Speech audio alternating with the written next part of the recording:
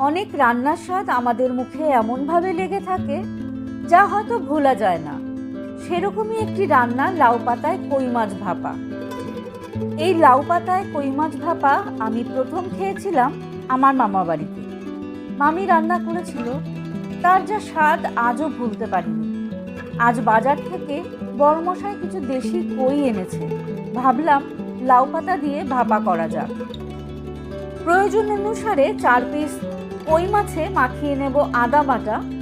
রান্নাটি আমি কাঁচা লঙ্কা বাটা দিয়ে করব, দেব স্বাদ অনুযায়ী কাঁচা লঙ্কা বাটা, আর দেব জিরে বাটা, ধনে বাটা, দেব স্বাদ মতো নুন, হলুদ।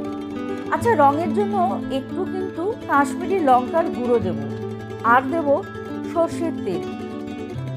এবার ভালো করে মেখে নেব, তারপর কিন্তু লাউ পাতায় দিয়ে দেব। লাউ পাতার মাথার দিকে পাতা বা আমরা যাকে বলি আগার দিকে পাতা, তার ঠিক পরের কচি পাতা ব্যবহার করলেই ভালো হয়। পাতাকে ভালো করে ধুয়ে জল ঝরিয়ে নিয়ে একটির পর একটি পাতা বসিয়ে নিয়ে মশলা মাখানো কই মাছ মাঝখানে দিয়ে দেব, যাতে মশলা পাতা থেকে বেরিয়ে না যায়। মশলা মাখানো কই মাছকে মাঝখানে রেখে তার উপর একটি কাঁচা লঙ্কা দিয়ে দেব। পাতাকে চারিদিক দিয়ে র্যাপ করে সুতো দিয়ে ভালো করে বেঁধে নেব।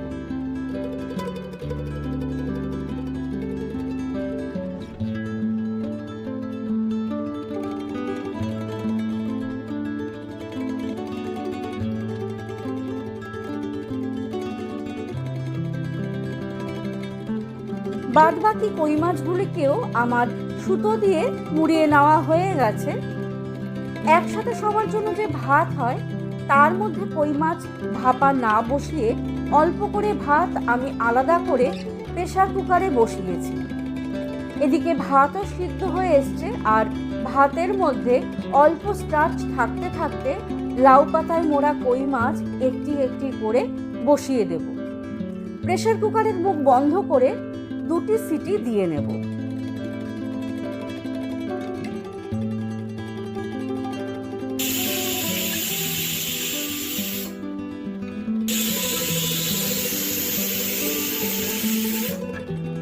গরম ভাতে লাউ পাতায় কই মাছ ভাপা এক কথায় অসাধারণ।